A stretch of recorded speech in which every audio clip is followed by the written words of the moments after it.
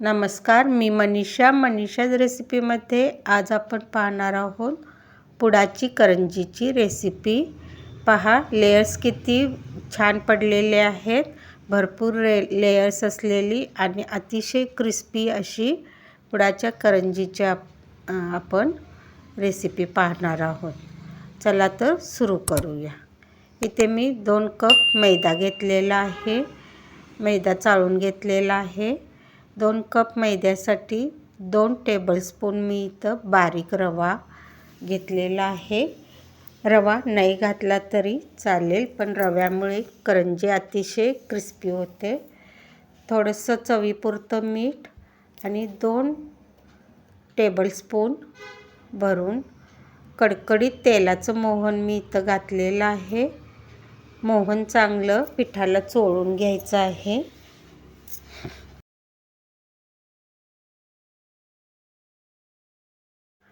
मोहन मैद्याला छान चोळून घेतल्यानंतर थोडं पाणी घालून घट्टसर असा कणकेचा गोळा मळून घ्यायचा आहे।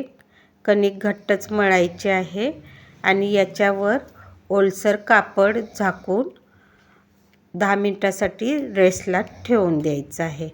आता आपण सारण तयार करून घेऊया। त्यासाठी इथे मी 1 कप सुकं खोबऱ्याचा किस करून घेतलेला आहे।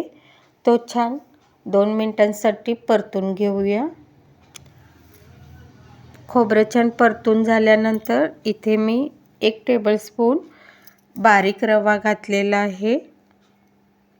रव्यामुळे सारणाला बाइंडिंग छान येते। रव्याच्या ऐवजी तुम्ही तांदूळ बारीक करून घातला तरी चालेल। छान परतून झालेला आहे दोन्ही। आता याला काढून घेऊया। गरम आहे तोपर्यंतच खोबरं आणखी थोडं चुरून घेणार आहे।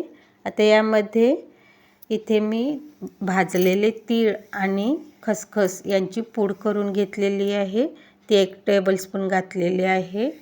वेलची जायफळाची पूड घातलेली आहे पाव चमचा आणि चवीपुरतं मीठ घालून 1 कप खोबऱ्यासाठी मी पाऊण कप पिठी साखर घातलेली आहे।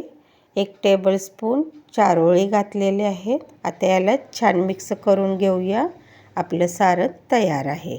तोपर्यंत आपण साठा तयार करून घेऊया। साठ्यासाठी इथे मी 3 चमचे तूप घेतलेलं आहे। तूप चांगलं फेटून घेऊया आणि यामध्ये मी 1 टेबलस्पून मैदा घातलेला आहे। मैद्याच्या ऐवजी कॉर्नफ्लॉवर किंवा तांदळाची पिठी घातली तरी चालेल।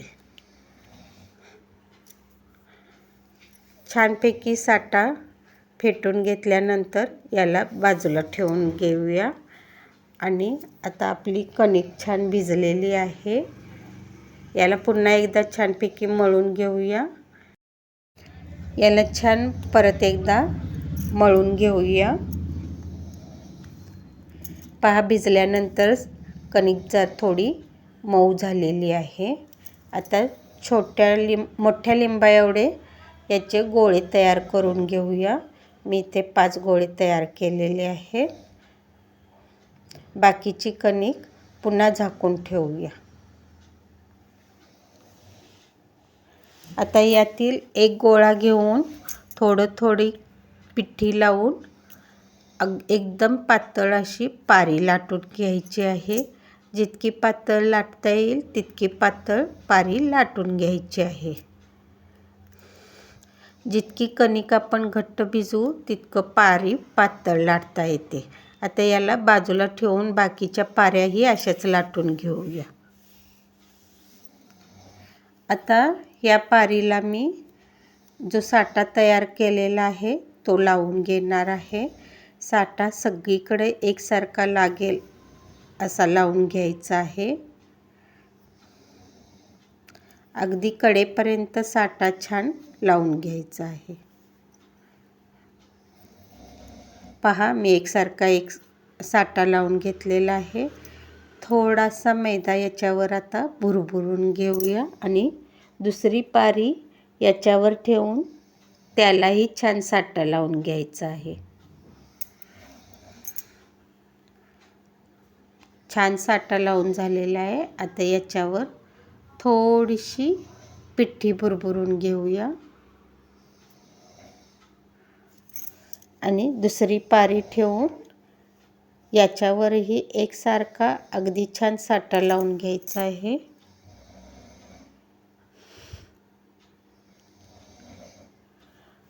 आणि याची घट्टसर अशी रोल तयार करून घ्यायचा आहे.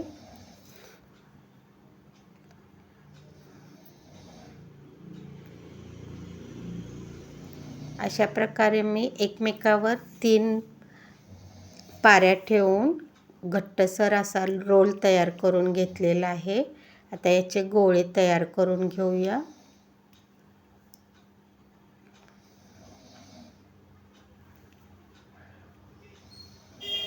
एक इंचाचे मी इथं गोळे तयार केलेले आहेत.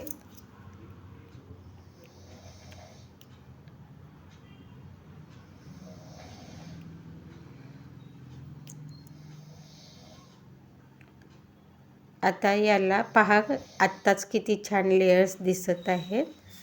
आता दोन्हीकडं लेयर्स असलेली बाजू करून छोटीशीच पारी तयार करायची आहे आणि यामध्ये सारण घालून घ्यायचं आहे.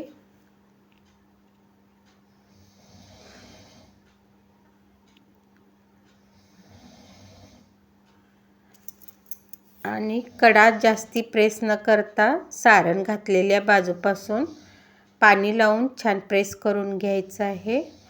पहा, दोन्ही बाजूला लेयर्स असलेली बाजू ठेवून थोडीशीच पारी लाटून घ्यायची आहे आणि आता यामध्ये सारण घालून घ्यायचं आहे.